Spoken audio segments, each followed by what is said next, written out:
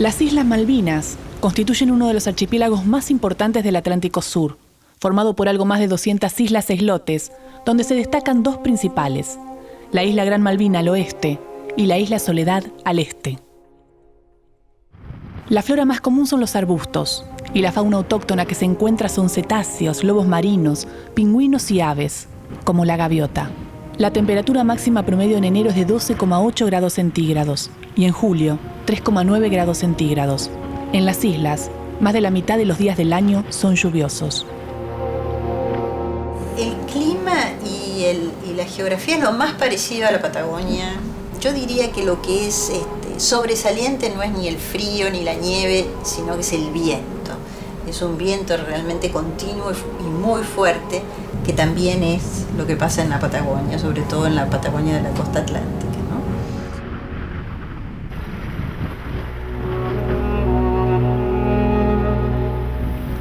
Las Malvinas son parte de la Patagonia Austral. Se encuentran a 480 kilómetros de la costa argentina y a más de 13.000 kilómetros de distancia de Inglaterra. Desde su usurpación en 1833, los ingleses han colonizado sus tierras y, según el último censo, en la actualidad habitan 2.955 personas, de las cuales 1.339 son nativas.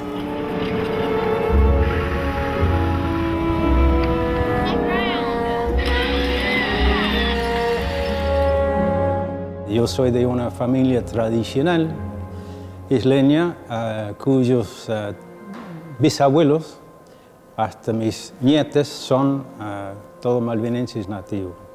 Mis tatarabuelos fueron oriundos de la Gran Bretaña, por lado paterno irlandeses y por lado materno escocesa.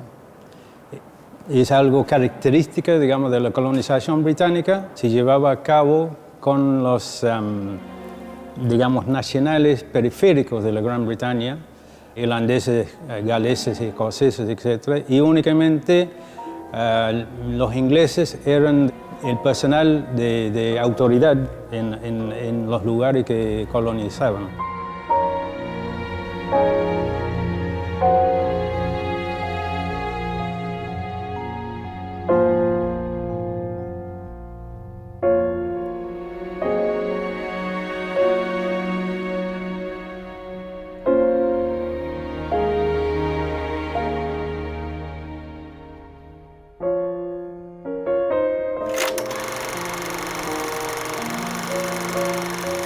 Durante todo el siglo XX, la cuestión Malvinas atravesará la cultura nacional como uno de los grandes temas pendientes de los argentinos.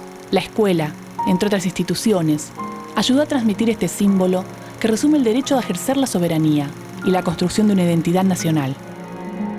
¿Por qué se sostiene tanto tiempo este reclamo por Malvinas, este anhelo por Malvinas, incluso cuando haya habido quizá momentos más vagos, momentos más de hondonada en la memoria popular?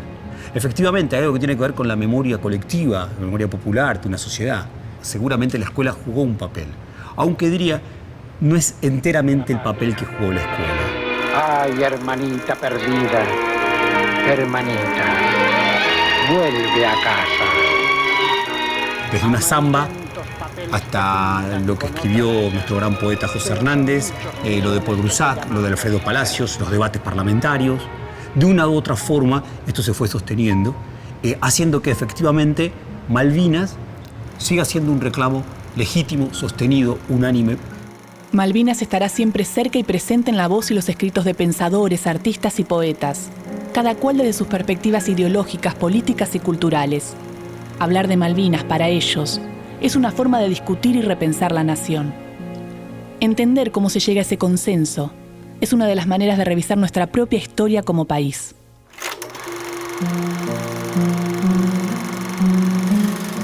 El escritor del Martín Fierro, José Hernández, uno de los hombres que construyó una manera muy potente de pensar y ver la patria, fue el primero en convertir a Malvinas en un tema nacional, allá por 1869, cuando publica en su periódico El Río de la Plata una serie de notas dedicadas a Malvinas en forma de cartas, escritas por su amigo Augusto Lasserre, quien acababa de regresar de un viaje a las islas, en poder británico.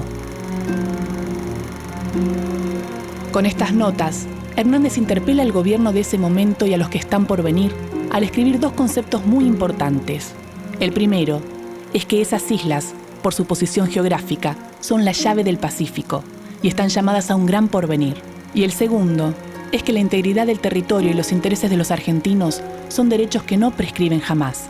Estas ideas son profundizadas en 1892 por el historiador Adolfo Saldías, en su libro Historia de la Confederación Argentina, más específicamente en el capítulo 19, titulado Las Islas Malvinas.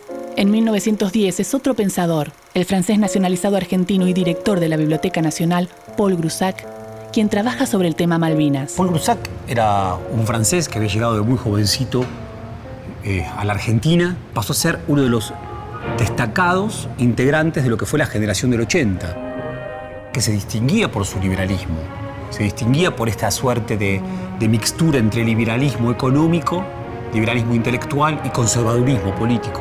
Paul Groussac es aquel que escribe este libro tan importante sobre Malvinas. Y son páginas en donde lo que hace Paul Groussac es señalar una y otra vez los derechos argentinos sobre las Malvinas.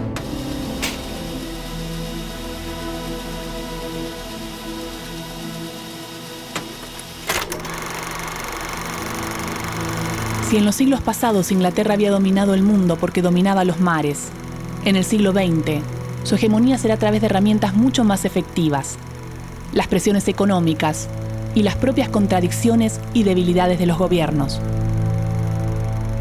A causa de la crisis económica de 1929 y debido a los ajustes en los países desarrollados, en Argentina entra en crisis el modelo agroexportador, sobre el cual las élites del siglo XIX habían basado sus sueños de grandeza y de potencia.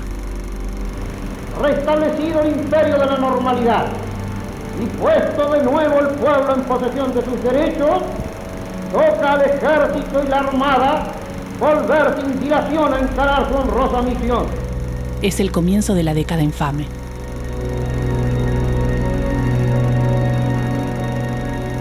La presión para Argentina comienza cuando Inglaterra decide comprar alimentos solo a miembros de sus ex colonias, el Commonwealth. Argentina pierde así la venta de carnes, su principal fuente de ingresos.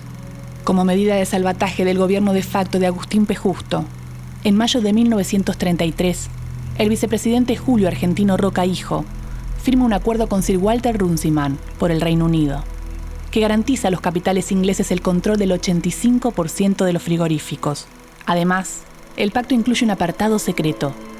Argentina se compromete a crear el Banco Central con mayoría de funcionarios británicos y se entrega a Gran Bretaña el monopolio de los medios de transporte argentinos. A cambio, Inglaterra acepta seguir comprando carne, pero a precios mucho más bajos que los de los mercados internacionales. Sin embargo, no todos los sectores políticos acuerdan con este pacto bilateral entre Argentina y Gran Bretaña.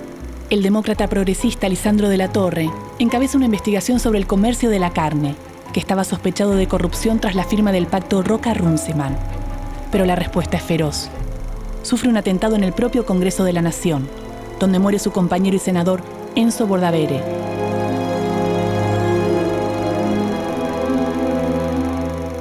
Aislado, de la Torre renuncia a su banca. Al mismo tiempo, desde el socialismo, el senador Alfredo Palacios también denuncia los acuerdos con Inglaterra y vuelve a instalar la causa Malvinas. Para ello, retoma algunas de las ideas de Paul Groussac. En 1934 presenta un proyecto de ley para que este libro sea traducido y sea de lectura obligatoria. Alfredo Palacios dice: para los ingleses esas islas son islas miserables. Valen tan poco como nuestros pobres, como nuestros gauchos, como nuestros trabajadores. También es importante la posición marcada por uno de los grupos militantes del radicalismo disidente, que tendrán mucha importancia en el pensamiento nacional. Arturo Jaureche, Raúl Scalabrini Ortiz y Homero Mansi son algunos de ellos. En sus escritos se enfrentan al imperialismo económico instaurado y, reunidos en la Fuerza de Orientación de la Joven Argentina, Forja, denuncian que el monopolio británico atenta contra la soberanía argentina tanto como la usurpación de Malvinas. Los documentos de Forja afirman, en todos sus encabezados: somos una Argentina colonial, queremos ser una Argentina libre.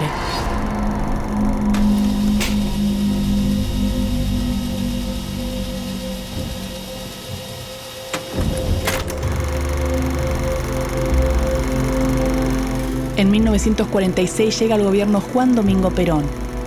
La visión del nuevo gobierno sobre las relaciones con Gran Bretaña está mucho más cerca de la de Forja que la de los anteriores gobiernos.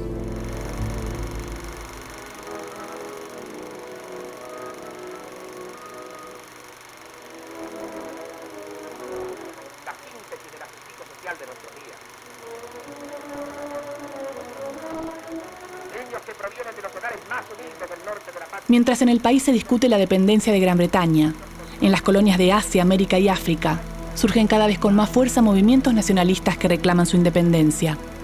El Imperio Británico entra en crisis y las luchas por la descolonización encuentran su lugar en la recién creada Organización de las Naciones Unidas.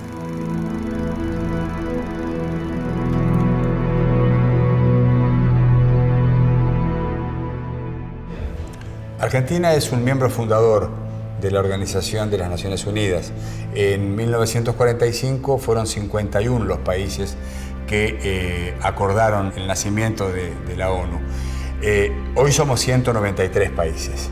Esto demuestra que las Naciones Unidas ha atravesado un muy exitoso proceso de descolonización en el mundo, en donde desde 1945 al 2012 se han creado la diferencia que va entre 193 países miembros y los 51 miembros originarios. Perón comprendió inmediatamente el nuevo tablero geopolítico y en las dos primeras sesiones de Naciones Unidas, Argentina expuso su caso y reclamó sus derechos sobre Malvinas. Para la Argentina es un lugar clave en lo que se refiere a su vocación de integración multilateral. Nosotros creemos que la política internacional necesariamente debe viabilizarse a través de espacios compartidos por los distintos actores. Y es en ese marco en donde la Argentina viene realizando desde siempre una acción muy importante. Hay que tener en cuenta que nuestro país se prepara para ser por 9ª vez miembro no permanente del Consejo de Seguridad y es probablemente el único país de la organización que ha tenido 2 presidentes de la Asamblea General. Desde el nacimiento de la ONU ya no habrá más reclamos aislados ante Gran Bretaña, sino que el tema se discutirá delante de las naciones de todo el mundo. En las islas, mientras tanto, al promediar los años 40, la población apenas alcanza los 2.000 habitantes. La guerra y la crisis en la metrópoli han endurecido aún más las difíciles condiciones de vida. Es una vida muy sencilla porque no había mucha elección. Una vida en la cual se aprendía a vivir con lo mínimo el máximo tiempo posible. ¿Por qué digo esto? Porque por el sistema de abastecimiento a Malvinas hasta la década del 70 era netamente marítima. Una comunicación mensual entre Puerto Argentino y Montevideo y una navegación de cada 3 meses y medio, 4 meses de la Gran Bretaña para abastecer el territorio.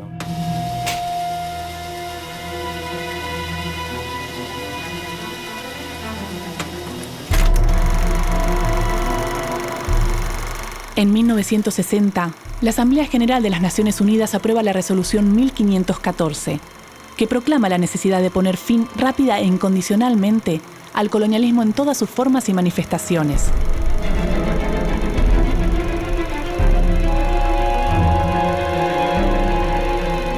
Para ello enuncia 2 principios básicos: la autodeterminación de los pueblos y la integridad territorial.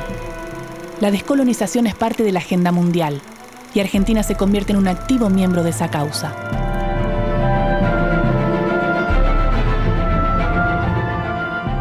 La peculiaridad de Malvinas es que es un caso de integración, de integridad territorial, en donde hay un territorio colonizado, que son las Islas Malvinas, ocupado por una potencia extranjera, por la potencia colonizadora, ha expulsado a la población original y ha llevado colonos, que son ciudadanos británicos, y los mantiene allá.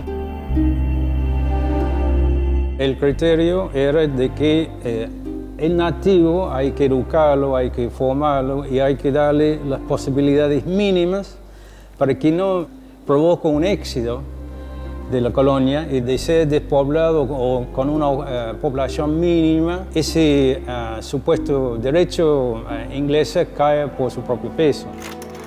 The absolutely vital point is that we are clear that the future of the Falkland Islands is a matter for the people themselves, and as long as they want to remain part of the United Kingdom and be British, they should be able to do so. That is absolutely key. Es incorrecto, falso más vale, el argumento británico de que Malvinas se trata de un caso de autodeterminación. No, no es un caso de autodeterminación, es un caso de integridad territorial, simplemente porque no se trata de un pueblo que tenga la originalidad y especificidad, se trata de colonos. Es como si usted tuviera una casa, le usurpan la casa y le va a preguntar a los que le usurparon la casa qué hay que hacer con la casa, si se tiene que quedar o no, le van a decir que se tiene que quedar, pero eso es una usurpación.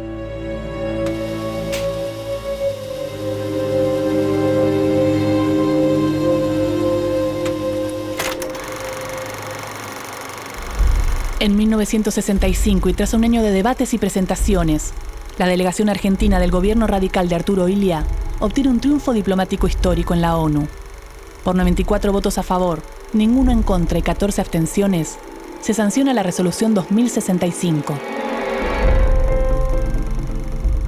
Las Naciones Unidas, con su resolución 2065, entienden que es una situación colonial especial y particular, donde ha habido un quebrantamiento de la integridad territorial de un Estado, con lo cual constituye una disputa de soberanía que tiene que ser solucionada entre las dos partes, y esa población, si bien se le tiene que tener en cuenta en sus intereses, no puede ser juez, erigirse, porque esa población pertenece a una de esas dos partes.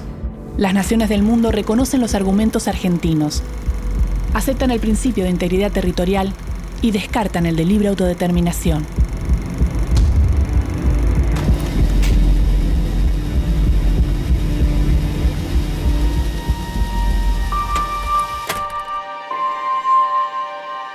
Pero además del camino diplomático, Argentina llega a Malvinas de muchas otras maneras. Buenas tardes, amigos. Aquí les habla Raimundo Gleiser en un viaje alrededor del mundo.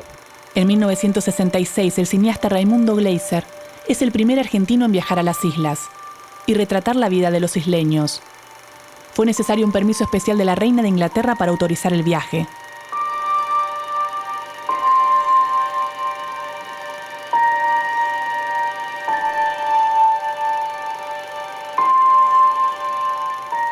En los años venideros, Gleiser tomará posiciones políticas cada vez más claras. En septiembre de ese mismo año, un grupo de jóvenes militantes, estudiantes, obreros, sindicalistas y periodistas, decididamente opuestos al gobierno militar de Juan Carlos Onganía, realizan el Operativo Cóndor. La operación es liderada por Dardo Cabo, en ese momento militante de la Unión Obrera Metalúrgica, y la periodista María Cristina Berrier. Un grupo de jóvenes se ponen a cargo de un avión de Aerolíneas Argentina y lo que hacen es tomarlo, a ese avión, y aterrizar en Malvinas y simbólicamente producir una ocupación. Lo que querían realizar era un hecho simbólico. Los cóndores obligan a aterrizar el avión cerca de Puerto Stanley y lo rebautizan Puerto Rivero, en memoria del gaucho que resistiera a la ocupación británica en 1833. Y lo que quieren hacer es un acto de afirmación soberana que tiene que ver con las islas y que tiene que ver con conmover a la sociedad argentina. Tras 36 horas de toma simbólica, son arrestados y trasladados al continente, donde cumplen una condena en Tierra del Fuego de 3 años para Dardo Cabo y otros 2 líderes, y 9 meses para el resto de los jóvenes. Ese hecho, además de tener además del valor de reafirmación soberana, creo que también muestra uno de los primeros actos del comienzo del despertar de una juventud que tuvo un gran compromiso con la causa nacional y popular. Apenas una década después, la dictadura militar asesinará a Dardo Cabo y desaparecerá el primer joven que tomó imágenes de Malvinas para la televisión argentina, Raimundo Gleiser.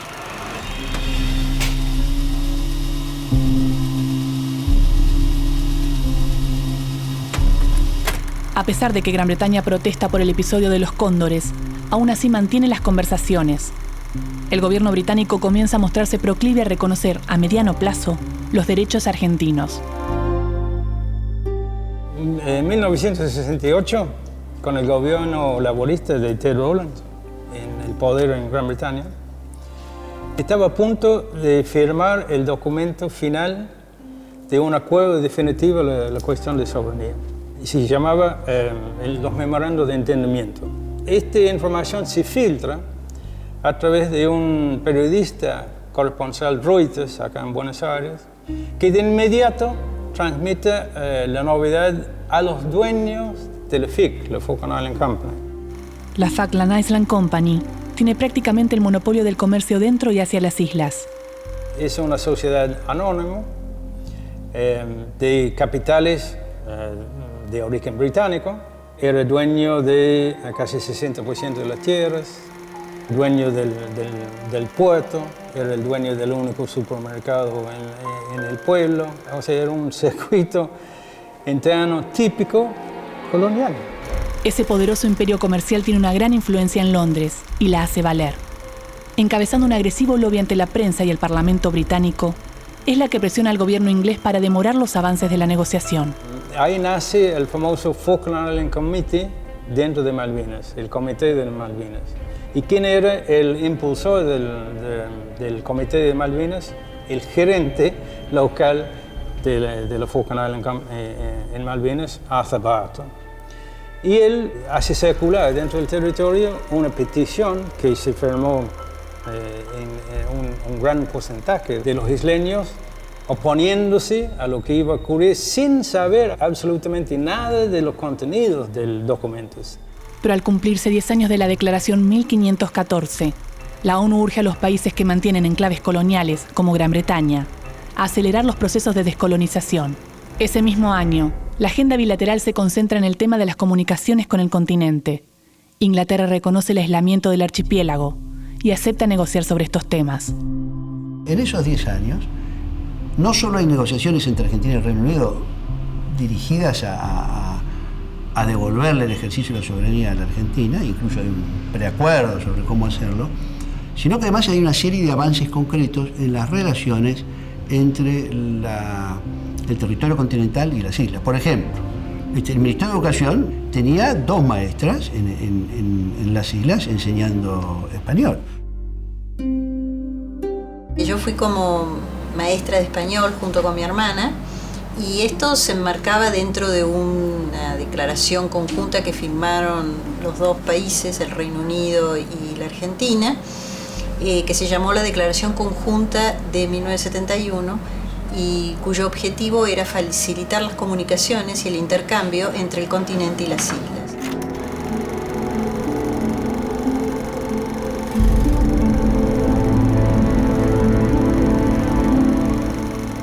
Tras casi medio siglo de proscripción, el peronismo vuelve al poder. Héctor Cámpora, en su discurso de Asunción, afirma que la recuperación del archipiélago será uno de sus objetivos. La diplomacia se vuelve más enérgica. La ONU responde con una resolución en la que señala su preocupación por la falta de progreso en las tratativas.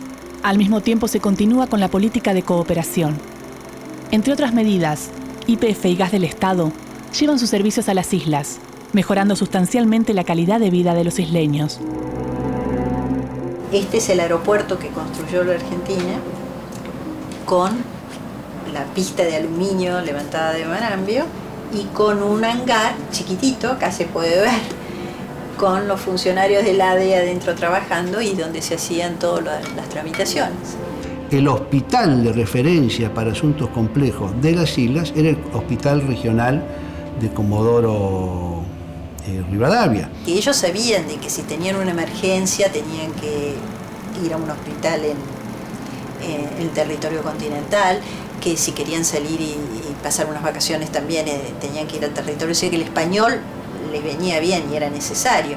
Mientras hubo posibilidades de diálogo de soberanía, hubo una amplia colaboración y entendimiento.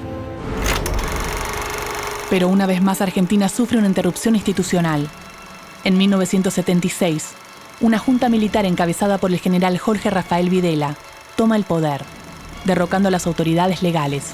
Durante los años de la dictadura, la política externa argentina está claramente alineada a los intereses de los Estados Unidos. y toma distancia de cualquier posición diplomática que cuestionara la política de la potencia hegemónica en la región. Por eso nadie podía imaginar que el gobierno surgido en la turbia madrugada del 24 de marzo de 1976 habría de embarcarse 6 años después en la aventura militar de recuperar las islas. A 30 años del 2 de abril de 1982, el Estado de Derecho y el consenso entre los argentinos devuelve el camino histórico de los reclamos, en paz, con firmeza y por la vía diplomática. Esa estrategia, que cuenta con el apoyo de toda Latinoamérica, es la que llevará a la Argentina a recuperar por la vía de la paz lo que por derecho le pertenece.